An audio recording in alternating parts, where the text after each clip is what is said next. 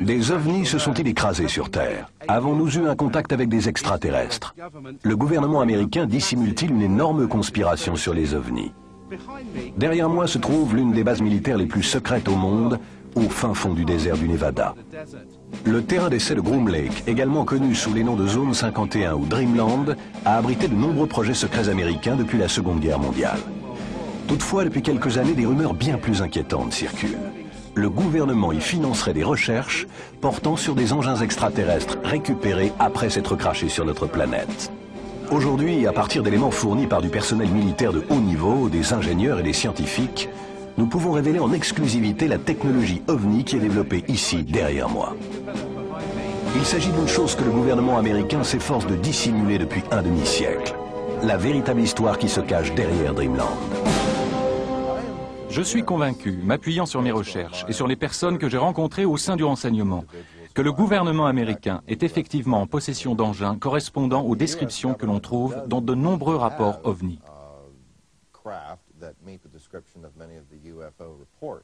Tout le but du projet consistait à s'emparer de cet engin, en particulier celui sur lequel je travaillais, et de tester et reproduire ces systèmes et sous-systèmes avec des matériaux terrestres. Je suis absolument persuadé, de façon définitive, que nous avons retrouvé des vaisseaux extraterrestres, que nous avons eu des contacts avec des extraterrestres. Nous sommes en communication avec eux d'une manière ou d'une autre, car nous avons caché des cadavres et des engins extraterrestres. Je me trouvais à ce moment-là sur la plateforme du camion radar. C'était la nuit et je regardais le ciel parce qu'il y avait des soucoupes volantes. A-t-on retrouvé des cadavres d'extraterrestres? Pas des cadavres. 4 extraterrestres, vivants et en bonne santé. 4 extraterrestres bien vivants. 4 spécimens d'extraterrestres, vivants et en bonne santé, absolument. Ils sont là. Quelle que soit son origine et la forme qu'elle adopte, il y a une intelligence étrangère qui magouille quelque chose sur notre planète. Je crois que les coups de gueule de beaucoup trop de gens viennent de là. Ils nous ont menti trop longtemps. Un tas de gens ont volé l'argent légitimement destiné à la sécurité nationale afin de perpétuer cette dissimulation. Ils ont mené des intrigues visant à désinformer la population américaine et probablement aussi des populations en Europe. L'Air Force sait qu'un ovni s'est craché, que des cadavres d'extraterrestres furent retrouvés et qu'un appareil décolla pour donner la chasse à l'ovni et ne revint jamais. Ils savent que nous nous intéressons à l'affaire la plus importante de tout le millénaire. Établie sur un lac asséché dans une région reculée à 128 km de Las Vegas, la zone 51 n'est qu'une partie de l'immense base Air Force de Nellis qui présente à peu près la taille de la Suisse. Elle fut commanditée dans les années 50 par le président Truman pour servir de site top secret où l'on développerait et testerait la nouvelle génération américaine d'avions d'après-guerre. Durant la fièvre technologique des années 50, la base abrita rapidement les engins volants les plus exotiques de cette époque. Plus récemment, c'est l'endroit où l'avion furtif F-117 fut élaboré et où il effectua ses vols d'essai.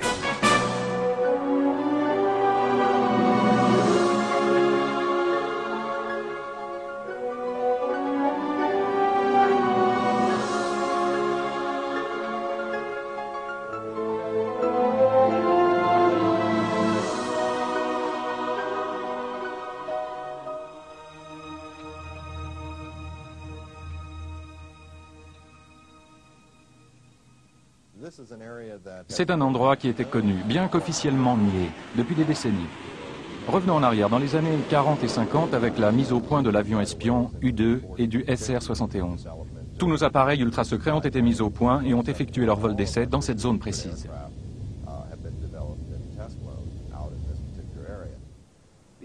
Le A-12, de sa naissance à son abandon, n'effectua des manœuvres qu'à partir de 2 endroits. La zone 51 de Groom Lake était son affectation d'origine. Le premier appareil y fit son apparition en janvier 1962 et le dernier la quitta le 21 juin 1968. L'US Air Force nie l'existence de la zone 51 malgré des films montrant la base et des photos d'un satellite russe que nous avons obtenu sur lesquels on voit clairement des hangars et une immense piste d'atterrissage s'étendant en travers du lac. Si son existence a toujours été démentie, la base s'est cependant développée depuis les années 50. Désormais, plusieurs charters de passagers y atterrissent chaque jour, amenant des centaines de travailleurs à la base. Avec un personnel aussi nombreux, il est évident que les quelques bâtiments pouvant être observés au-dessus du niveau du sol ne sont là que pour masquer de vastes structures souterraines.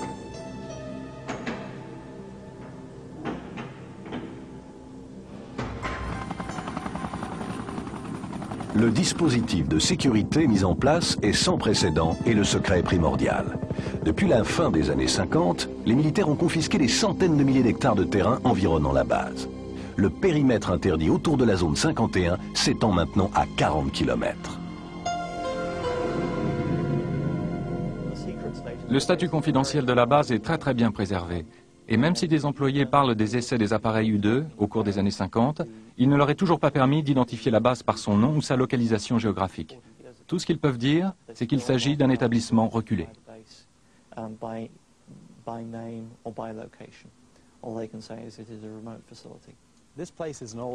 Cet endroit est un vieil anachronisme datant de la guerre froide.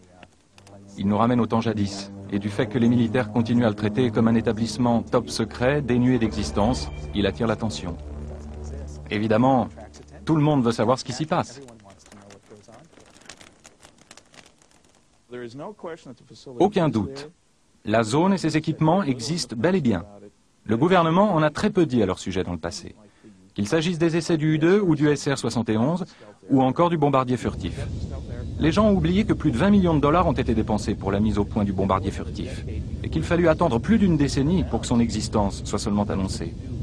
Voilà ce qu'on peut trouver au sujet de Groom Lake. Mais je suppose que maintenant la véritable question c'est, y a-t-il des soucoupes volantes dans le coin?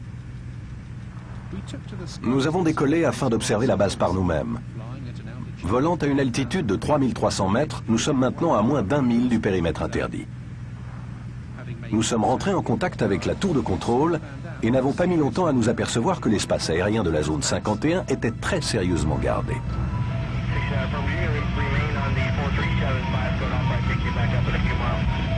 We're just curious, is there any activity today out at the Groom Lake area? Any activity where, sir? Out at the Groom Lake area.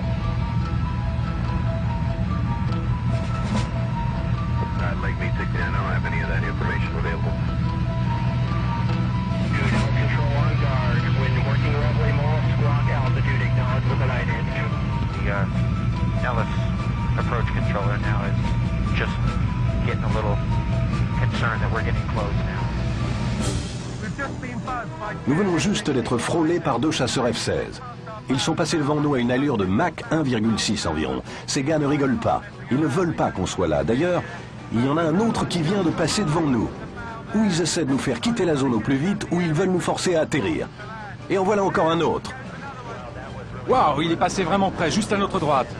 Je dirais qu'il était à moins d'1,6 km, 2,4 km.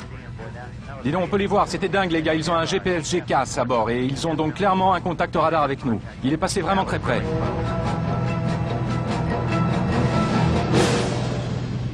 En 1989, un homme fit la lumière au sujet de Dreamland. Il s'appelait Bob Lazar et il prétendait avoir travaillé au site de Groom Lake sur des engins extraterrestres. La base se trouve contre le flanc d'une montagne. Une petite montagne ou une grosse colline. Il y a 9 portes de hangar et ces portes ne sont aucunement des portes métalliques brillant dans le désert. Elles sont peintes ou vaporisées d'une texture sableuse. Et je peux vous l'assurer, c'est afin d'éviter que des satellites ne photographient l'installation, car elles se fondent ainsi dans la montagne. D'après ce que j'ai pu voir, c'était plutôt efficace. La première fois que j'ai conduit dans le secteur, toutes les portes de hangar étaient fermées. Mais à une faible distance, on s'apercevait qu'il s'agissait de portes et qu'elles pouvaient s'ouvrir. Nous avons contourné le flanc gauche de l'installation et là se trouvait l'entrée principale.